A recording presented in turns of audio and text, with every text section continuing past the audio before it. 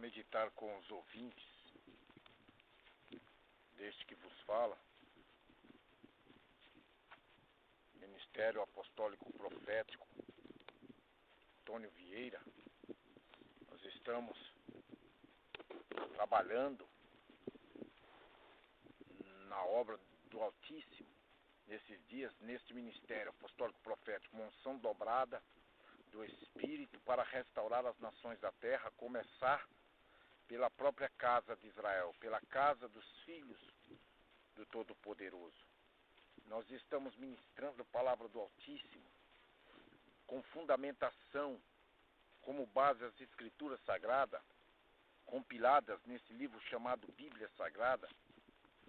E eu quero ler com vocês, na versão linguagem de hoje, Lamentações de Jeremias. O Altíssimo me deu essa palavra aqui, neste local onde eu estou buscando a face deste todo-poderoso Rei, Criador do Universo, para que Ele possa manifestar o seu reino sobre esta terra, para que Ele possa manifestar sobre a igreja que hoje se encontra num estado esfacelado, num estado lamentável.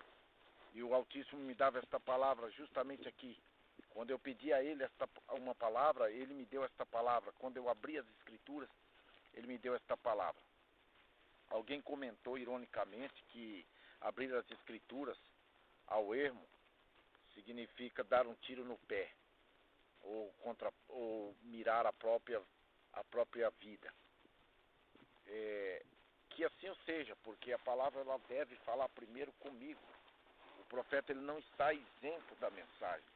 A mensagem ela tem que permear a vida do profeta. O profeta tem que viver esta palavra para depois ele poder levar esta palavra às nações da terra. Então, quando eu estou aqui meditando nas Escrituras,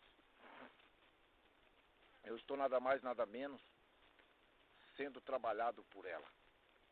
E o Altíssimo ele quer que realmente aqueles que falem do Evangelho, eles vivam o Evangelho, eles tenham um compromisso de vida com o Evangelho. De nada vale eu abrir a boca, falar do Evangelho, se esta palavra não estiver ardendo e latejando o meu coração. Se ela não estiver dilacerando o meu organismo. Não adianta somente o suco doce da palavra. Não adianta somente o mel, somente na boca. Porque a palavra na boca ela é como um mel. Ela é preciosa. Muitas das vezes é agradável ao ouvido.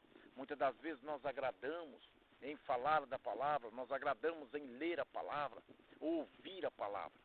Mas quando esta palavra ela começa a descer no ventre, o próprio mestre disse, o Eterno disse ao profeta Ezequiel do seu chamado, no capítulo 2, quando ele é chamado, o Eterno manda ele comer esse rolo, porque ele seria como mel na sua boca. Já para Jeremias, ele fala para Daniel, ele também comeu esse rolo. Daniel ele teve uma comunhão especial com as Escrituras. E também João, lá no capítulo 10 do livro das Revelações de João, o apóstolo, ele é ordenado a comer um certo livrinho que lhe era apresentado. Este livro, ele é as Escrituras, ele é os registros. Eles são um conjunto de livros que foram organizados ao longo de 1.600 anos para que nós possamos desfrutar desse livro. É um livro que foi escrito amplamente por experiências as mais inusitadas e terríveis que se possa imaginar, como fora a do profeta Jeremias. O ministério profético apostólico que o Eterno está levantando nesses dias é um ministério que pode não se assemelhar aos ministérios das Escrituras Sagradas. Quando nós lemos sobre os profetas, quando nós lemos sobre os apóstolos das Escrituras, nós tendemos a nos remontarmos a eles como longe, como distantes, como de outra época. E de fato foram de outra época. Porém, o Espírito que habitava naqueles mesmos profetas, veja que foi ao longo de 1.600 anos que as Escrituras foram escritas. Os profetas foram levantados em épocas distintas, em lugares distintos. hoje, nesses dias, há uma promessa para esses ministérios, dos enviados do Todo-Poderoso, dos emissários dos anjos do Todo-Poderoso. E nós estamos em face desse ministério. O ministério profético nesses dias, ele está tão desacreditado, ele está de maneira tão oculta e desprezada, que ele não se configura como um ministério profético dos tempos bíblicos. Tal é o teor do pecado, tal é o teor da maldade que tem assolado a vida da igreja. Agora, qualquer um que me ouve, crê em um pastor, crê em um líder determinado que está aí, operando com a sua igreja, com a sua instituição religiosa. Então, por que não crer nos ministérios profético e apostólico que o Eterno tem levantado nestes dias? Então, quando eu estou aqui na qualidade de um apóstolo do Altíssimo, um profeta do Altíssimo, eu estou manifestando o Espírito daqueles que habitou, daqueles que foram habitados nos tempos bíblicos. Porque o mesmo Espírito é que tem derramado esta unção nos corações. Então, se eu creio no profeta como profeta, eu recebo um galardão de profeta. Se eu creio nas Escrituras, se eu creio nos profetas que agiram como tal, e o Espírito do Altíssimo, ele tem me chamado para o ministério apostólico, então ele derrama sobre a minha vida desse mesmo Espírito. O Espírito é o mesmo, o Espírito é o que vivifica. Né? A carne para nada aproveita. As palavras que o Mestre nos diz é Espírito e vida. Então, pela vivificação deste Espírito profético, que o Eterno está levantando nesses dias, nem todos são apóstolos, nem todos são profetas, mas há a promessa do levantamento de um grande profeta. Em Deuteronômio capítulo 18, quando o Altíssimo fala a Moisés, e Moisés então passa ao povo que o Altíssimo levantaria, depois que ele saísse de cena, o Altíssimo levantaria dentre os filhos de Israel um profeta como ele, dentre os vossos irmãos. A ele ouvireis. E ele vos fará fará saber as suas palavras e vos ensinará os meus caminhos. Então, esse grande profeta, ele manifesta na pessoa de Yehoshua HaMashiach, que era o Salvador. Porém, ele se amplia para os dias finais, porque ele volta agora. E antes que ele volte, ele vem levantando os ministérios de restauração. Os ministérios proféticos e apostólicos que faltam na vida da igreja. A igreja tem pastores, a igreja tem doutores, a igreja tem evangelistas, diáconos, mas a igreja não tem apóstolos e profetas. Então, esses ministérios que o Altíssimo vem levantando nesses dias, vem completando a mão do Altíssimo. Porque o corpo, ele precisa operar engrenado dentro de uma esfera completa. Então, ele precisa dos apóstolos, ele precisa dos profetas, que são olhos e boca. Porque eles veem e falam, a Bíblia diz em Amós capítulo 3, versículo 7, que certamente o Senhor, Deus não fará coisa alguma sem antes revelar os seus segredos aos seus servos, os profetas. Brama o leão, quem não ouvirá? Falou o Senhor, quem não profetizará? Então, quando a palavra profética vem, o ministério apostólico, o ministério profético vem, veja na igreja primitiva, os diáconos operaram. Todos entraram numa esfera apostólica e profética. Porém, havia a seleção dos 12. Agora, veja que nem todos dos 12 operaram sinais, operaram maravilhas, operaram algo grande. Tomé, por exemplo, quase não se ouve falar senão da sua incredulidade, mas ele foi eleito para ser incrédulo entre os 12 e manifestaram um perfil da incredulidade que serve para qualquer um de nós quando duvidamos daquilo que o Altíssimo quer fazer em espírito, mas nós procuramos fisicamente. Então, há registros de profetas e de apóstolos que não operaram, que não foram significativos. Se nós tiramos, por exemplo, Pedro do cenário das Escrituras, e Paulo também, que operou muitos sinais, os outros apóstolos não operaram. Marcos foi um escritor, Lucas, um médico, doutor de Paulo, que escreve também um evangelho. Então, veja, Lucas, um simples médico que acompanhava Paulo, escreveu um evangelho do qual todos nós somos testemunhas, que tem fundamento, que usamos como escritura. Então, nós não podemos tirar este espírito revelado revelador, esse espírito profético do cenário das Escrituras.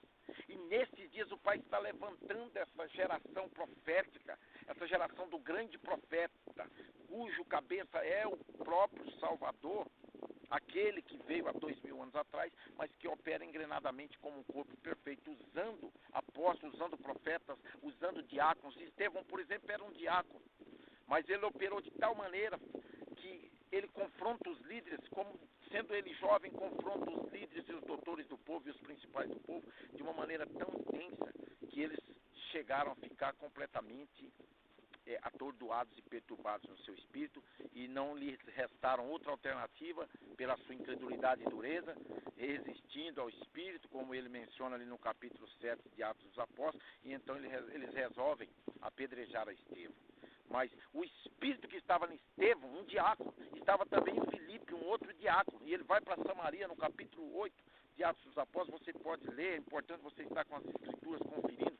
As nossas mensagens são pautadas por constantes menções e referências bíblicas, para que nós estejamos fundamentados no conhecimento das Escrituras. A Bíblia diz em Oséias capítulo 4, versículo 6, que o povo perece por falta de conhecimento das Escrituras, porque os líderes não ensinam, diz o texto ali. Mas eu estou aqui como líder do Altíssimo, um líder na igreja do Senhor, para trazer fundamento e ensino. Portanto, esteja com as suas escrituras nas mãos para você acompanhar e perceber como é maravilhoso nós navegarmos no oceano do Espírito das Escrituras, do Espírito profético desta palavra, da palavra revelada do Altíssimo. O Verbo é eterno, e o Verbo se fez carne na pessoa do Salvador e habitou entre nós, e vimos a sua glória como a glória do unigênito, do Pai cheio de graça e de verdade. Mas aquele mesmo Espírito, ele se manifesta nas nossas vidas e ele quer encarnar a nossa pele. Ele quer fazer parte assídua e constante da nossa mente, do nosso olho, do nosso ouvido, do nosso coração e dos nossos pés. O Espírito do Verbo quer se manifestar na nossa carne. Então nós precisamos comer essa palavra, precisamos admitir essa palavra no nosso sangue, no nosso DNA. Ela vai nos torturar o estômago, ela vai ser amarga ao ventre, porém ela vai trabalhar os nossos rins, ela vai tirar toda a contaminação, toda a podridão, toda a imundície e vai nos tornar purificados na nossa genética, na nossa hidratação. Essa água que é a palavra, o mestre diz, vós já estáis limpo pela palavra que vos tenho falado, João 15:3. Ele disse isso aos seus apóstolos, que estavam acompanhando visualmente, testemunhalmente ao mestre ali, constantemente sendo ministrados pelo mestre. Então, se você for ministrado pelo Espírito do Mestre que está na minha vida e na vida daqueles que têm, de fato, um ministério profético apostólico, um ministério de fundamento e estão operando dentro deste fundamento, se você está debaixo de uma autoridade apostólico-profética, você como diácono, você como evangelista, você como um intercessor, o Espírito do Altíssimo que está na vida destes homens irá impactar a sua vida para transformar a sua geração. E você vai abrir a boca com fundamento, com revelação, com profundidade, com inspiração. Você vai passear nas Escrituras com autoridade, entendendo os fundamentos da fé cristã e da doutrina do Evangelho do nosso Salvador. Então que nesta tarde, eu estou aqui em uma tarde abençoada, neste mês de junho, e estou aqui meditando naquilo que o Mestre tem mostrado, tem feito saber acerca do que se passa na vida da Igreja do Senhor. E ele me deu uma palavra aqui no capítulo 4 de Lamentações, capítulo 4 e 5, o Mestre me revela aqui grandes situações de lamentação. Todo o livro de Lamentações de Jeremias mostra com tenacidade, com profundidade, como era deplorável, como era lastimável o estado em que se encontrava a nação de Israel. Israel, ele fora preso, ele fora atacado pelos inimigos, pelos assírios, e eles agora vão presos para a Babilônia. Então, quando Lamentações foram escritas, Jeremias estava preso com o povo e sofrendo terrível humilhação. E essa passagem ela mostra que o profeta ele está incluído também na vida do povo. O profeta ele não surge para condenar o povo, mas ele surge como mensageiro. A palavra profeta, do original profeni, significa aquele que vê antes, que antecipa e que traz, não é, uma palavra, no caso de Jeremias, para confrontar o povo com a realidade espiritual que eles estavam vivendo. O povo olhava materialmente, quem é esse homem, o porquê desse homem, o que esse homem tem, qual é o sinal que esse homem pode nos dar. E Jeremias, então, ele, num dado momento, ele chega a sofrer tanto que até preso no calabouço ele foi pela própria nação, pelo rei de Israel. O rei Zedequias prende a Jeremias no calabouço e Jeremias fica pão e água. Então hoje é um fato o que o mestre está mostrando acerca do ministério profético e apostólico, que é o ministério que vem dos desertos. Eu estou aqui no deserto, eu sou um trabalhador, sou um pintor, né, e eu tenho sérias responsabilidades. Não é fácil você trabalhar, labutar, pelejar, para que você possa sustentar a sua família, sustentar a si próprio e não ser pesado no bolso do seu irmão. E quem diria, você é um apóstolo de que categoria? Você é um profeta de qual potencial? Quais são os seus sinais? Quais são os seus dons? Então as pessoas estão muito olhando o visual e esquecem que o Eterno ele está trazendo a bagagem no Espírito.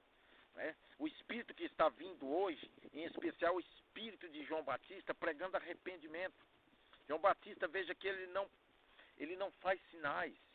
João Batista, ele simplesmente trouxe um confronto aos líderes de Israel, chegou a conjugá-los como raça de víboras, porque eles estavam tão exacerbados e confinados no seu orgulho e na sua escravidão debaixo do poder de Roma, comendo na mesa, né, de Roma, comendo o manjar do rei de Roma, coisa que Daniel, o profeta, preso com os cativos de Judá, nessa contemporaneidade, nessa geração de Jeremias, Daniel ele não comeu do manjar do rei da Babilônia, mas ele entrou em um jejum, um processo de abstinência em obediência à lei do Altíssimo, e ele então foi um tipo do ministério que resiste os manjares e as alianças dos reis desta terra. Nós temos que estar, irmãos, segregados.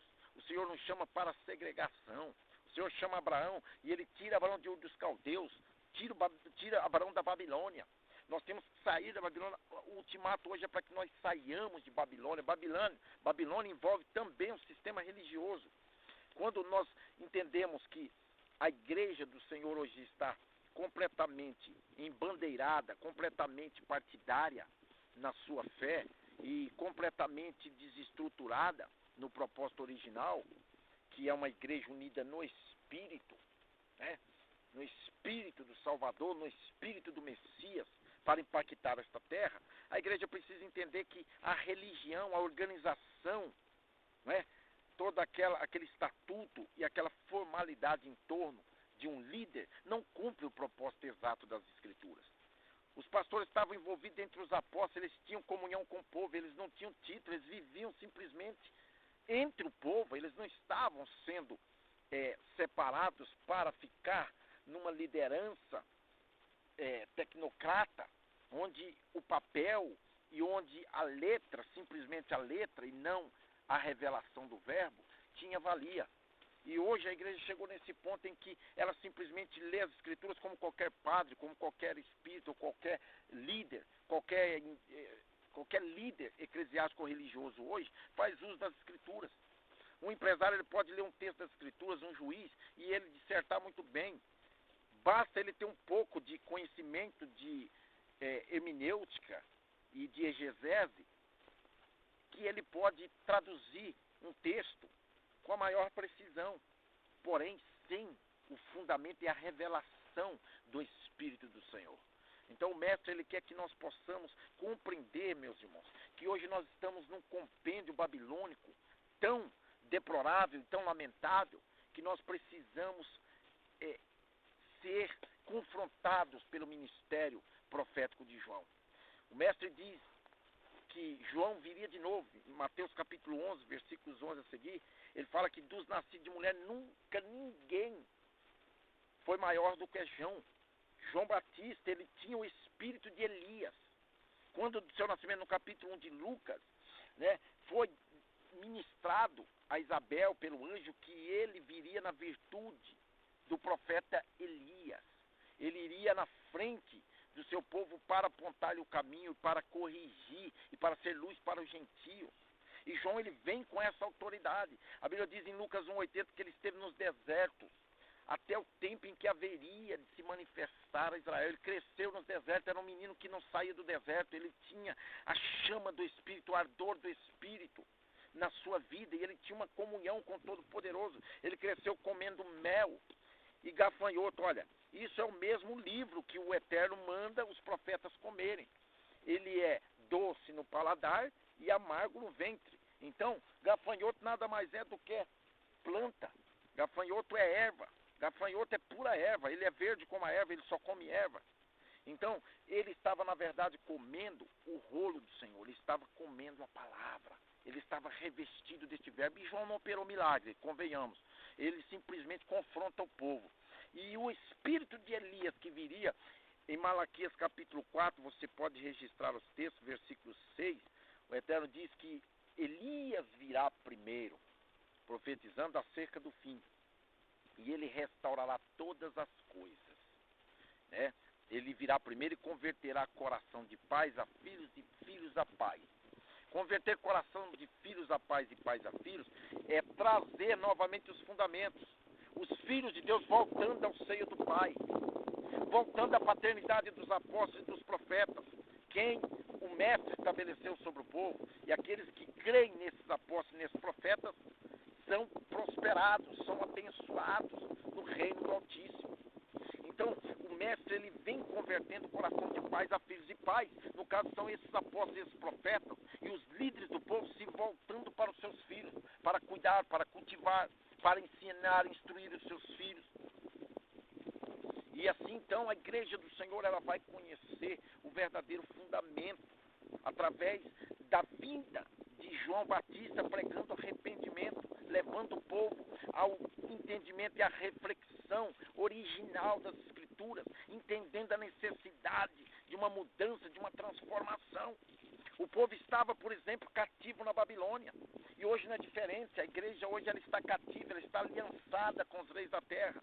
Os líderes hoje, macros da igreja do Senhor, de todas as categorias, seja a Assembleia, seja os ortodoxos, seja os luteranos, seja os presbiterianos, seja os batistas, os metodistas, seja qualquer tipo de instituição hoje, lá os seus líderes presidenciáveis estão aliançados com a maçonaria. Em 2009 foi protocolado com o Papa Bento XVI, ou então Papa Bento XVI, o Ratzinger, foi protocolado a aliança do ecumenismo, quando os cristãos, liderados pelos os seus presidenciáveis, como eu estou citando aqui, muitas das vezes você pode não saber disso, mas você consulta os vídeos da internet, começa a ver sobre o ecumenismo.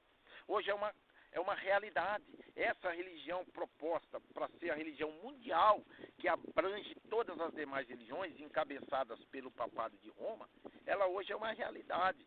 Ela está crescendo. Os evangélicos, líderes dos evangélicos, pegou na mão do Papa, e todos essas siglas, esses títulos denominacionais que eu citei, foi aliançado com o Papado de Roma. Essa é a grande Babilônia do capítulo 17 de Apocalipse. Você pode anotar a referência e consultar um pouco mais. Então, Babilônia é o sistema religioso, político mundial, que está hoje operando pelo Vaticano, e as igrejas estão todas aliançadas. Então nós precisamos sair desse sistema. Como? Nós precisamos começar a entender primeiro o reino dos céus. Ele vem pequenininho, ele vem como um profeta do deserto, como um João Batista. Ele não opera sinais, ele vem com o sinal de Jonas. É o sinal do arrependimento, é o sinal e a marca que o Mestre propõe para o seu povo, que o Eterno sempre propôs ao seu povo e confrontou o seu povo, que eles se arrependessem de seus pecados. Então, nessa tarde eu quero que você medite em Lamentações de Jeremias, para você entender um pouco, né, sobre a escravidão e o estado lamentável que o povo está vivendo hoje em Babilônia. Começando o capítulo 4, como o ouro ficou escuro, como o ouro puro perdeu seu brilho, as pedras do templo estão espalhadas pelas esquinas das ruas. Medita nesse primeiro versículo aí. O ouro perdeu seu brilho, ficou escuro. Você sabe que o ouro, ele é símbolo da nossa fé e da nossa qualidade de vida espiritual. Nós precisamos ter uma fé pura, genuína. Nós precisamos ter uma vida, um caráter puro, autêntico, genuíno, fiel, cristão, verdadeiro, imaculado, para encontrar com o nosso noivo. Não é possível você ser uma virgem contaminada. Não é possível você entrar no reino como a virgem louca, daquelas 5 virgens loucas com as prudentes, do capítulo 25 de Mateus. Anota a referência. As 5 loucas é a figura das virgens que aparentam ser puras, porém não tem azeite, não tem o Espírito, não tem vida, não tem comunhão, não tem qualidade de vida, porque o Espírito é que vivifica, o Espírito traz vida, o Espírito traz renovação, o Espírito traz comunhão, o Espírito traz qualidade. Então nós temos que ter o Espírito ardendo em nossos corações. Se alguém não tem o Espírito de Cristo, diz um certo texto, esse tal não é dele. A Bíblia diz em Efésios 5,18, não vos embriagueis com vinho que há contenda, mas enchei-vos do Espírito. Nós precisamos estar cheios do Espírito do Altíssimo. Nós precisamos andar em Espírito para não cumprir as concupiscências da carne. Então, nós precisamos alcançar esta qualidade de vida. O ouro provado, o ouro puro, ele é provado. E esta provação da nossa fé, Pedro diz que ela vai resultar em fruto de justiça, fruto de equidade, de retidão, de alinhamento, de conserto, de prumo com o Altíssimo. Nós precisamos andar em novidade de vida. Né? Nós precisamos, se já ressuscitastes com Cristo, né? Colossenses capítulo 3, buscai as coisas que são de cima, onde Cristo está sentado à destra do Pai. Nós precisamos andar nesta qualidade, nesta virtude de vida. Isto é andar na qualidade de ouro puro. É você ter uma fé pura, uma fé genuína. Você estar lavado e